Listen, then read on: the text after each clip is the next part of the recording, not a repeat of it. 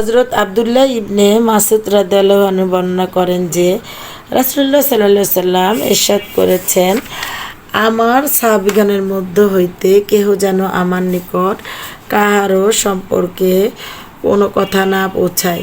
কেননা আমার দিল চায় যে আমি যখন তোমাদের নিকট আসি তখন যেন আমার দিল তোমাদের সকলের ব্যাপারে পরিষ্কার করা থাকে।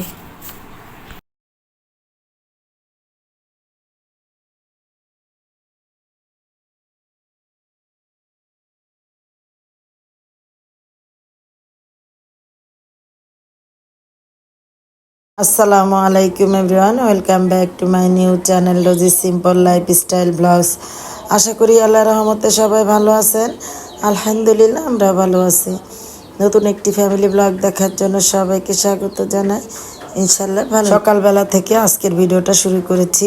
সকালবেলা এই যে পরোটা তৈরি করে নিচ্ছি, আর আজকে চা বানিয়ে নিয়েছি, আর ডালের একটা সবজি রেসিপি আপনাদের সাথে শেয়ার করব।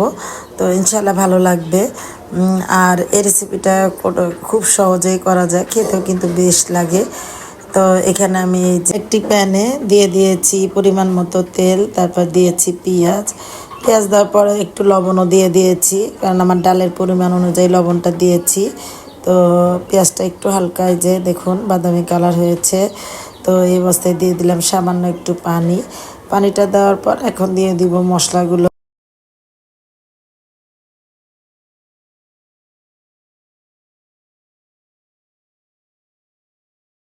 পানিটা দিয়ে দিয়েছি, কতটুকু দিয়েছি পরিমাণটা আপনাদের দেখিয়ে দিলাম, শুধু মশলাগুলো কষাবো দেখে। তো এখানে দিয়ে দিয়েছি আধা চা চামচ আদা রসুন পেস্ট, দিয়ে দিলাম হলুদের গুঁড়ো আধা চা চামচ, আপনারা আপনাদের ডালের পরিমাণ অনুযায়ী নিয়ে নেবেন। আর দিয়ে দিয়েছিলাম ছোট একটা টমেটো কুচি, দিয়ে ভালোভাবে যে দেখুন কষিয়ে নিয়েছি, তেল ছেড়ে দিয়েছে। এই অবস্থায় দিয়ে দিলাম এখানে মসুর ডাল। তো মসুর ডালটা দিয়ে একটু কষিয়ে নিচ্ছি। যেহেতু মসুরির ডাল সেহেতু মশলার পরিমাণটা একটু কম কম করে দিয়েছি। আর এই যে দেখুন ডালটা ভালোভাবে কষিয়ে নিয়েছি, দিয়ে দিলাম এখানে পানি। তো মসুর ডাল দেখে একটু পানিটার পরিমাণও কম দিব। আর এখানে আমি ডালটা একেবারে নরম করে ফেলবো না, মানে সিদ্ধ হবে কিন্তু দেখা যাবে একটু শক্ত শক্ত থাকবে। তো এই জন্য সেই পরিমাণে পানিটা দিলাম, দিয়ে ঢেকে নিলাম। ঢেকে তারপরে বলক তুলে তারপরে ঢাকনা সরিয়ে রান্না করে নিই। এই অবস্থায় কিন্তু ধনেপাতা দিতে পারলে ভালো হতো। তো আমি এই যে একটু পানি আছে উল্টিয়ে পাল্টিয়ে দিচ্ছি, যেন ডালগুলো ভালোভাবে সিদ্ধ হয়ে যায়। সিদ্ধ হয় কিন্তু শক্ত শক্ত থাকে, একেবারে গলে না যায়, কারণ গলে গেলে খেতে ভালো লাগবে না। তো আমার কাঁচামরিচও ছিল না বাসায়, ধনেপাতাও ছিল না, তাই আমি মরিচের গুঁড়া দিয়েছিলাম আধা চা চামচ পরে। তো কাঁচামরিচ দিলে কিন্তু খেতে বেশি মজা হয়। তো আমার সবজিটা রান্না করা হয়ে গেছে। তো আমি এখন ঢেলে নিলাম। তো খাবার পরিবেশন করে, মানে আমার সকালবেলা তো আমি তো স্কুলে চলে যাব, তো আমার হাজব্যান্ডের জন্য বেড়ে যাব, বাচ্চাদের জন্য রেখে যাব, ওরা নিয়ে খাবে।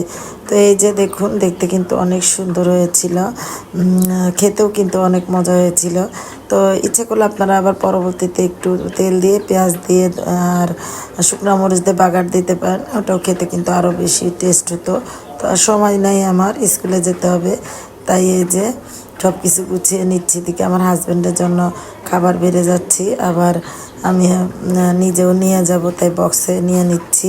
আসলে কি খাবারে বৈচিত্র্য আনলে কিন্তু খেতে অনেক ভালো লাগে। সবসময় একই রকম খাবার খেতে ভালোও লাগে না। তো মাঝে মাঝে এরকম একটু ভিন্নধর্মী খাবার রান্না করলে কিন্তু বেশ লাগে। তো আমার কাছে কিন্তু খুব ভালো লেগেছিল। আর আপনাদের কাছে রেসিপিটা কেমন লাগলো কমেন্টস করে জানাতে পারেন। একেবারে সিম্পল রেসিপি কিন্তু খেতে অসাধারণ। আমার জন্য বক্সে নিয়ে নিলাম, স্কুলে যাব, আমার হাজব্যান্ডের জন্য বেড়ে রেখে দিলাম। তো সব কিছু গুছিয়ে নিয়ে রেখে এদিকে আবার দুপুরের আয়োজন করতে আসলাম। দুপুরবেলা ইলিশ মাছ রান্না করব, আর ফ্রোজেন লতি দিয়ে মাছগুলো ভেজে নিয়েছি, আর এই যে মশলাগুলোকে ভালোভাবে কষে নিয়েছি। এখানে আর রেসিপি শেয়ার করব না, এই মানে ইলিশ মাছের রেসিপিটা আজকে আর শেয়ার করব না। এই যে দেখুন ফ্রোজেন লতি, ইনশাল্লাহ কালকে এই রেসিপিটা শেয়ার করব। অফ ক্যামেরাতে ভালোভাবে মশলাগুলো কষিয়ে তারপর লতিটা দিয়েছি। তো এই রেসিপিটা ইনশাল্লাহ আপনাদের সাথে শেয়ার করব নেক্সট ব্লগে, আগেই বলেছি। তো এটা ছিল ফ্রোজেন লতি, আর আমি ফ্রোজেন লতিটা কীভাবে রেখেছি সেটা আপনাদের সাথে শেয়ার করব। তো লতিটাকে ভালোভাবে মশলার সাথে এখন কষিয়ে নিচ্ছি। তো এই যে অফ ক্যামেরাতে মাছটা রান্নাও করা হয়ে গেছে।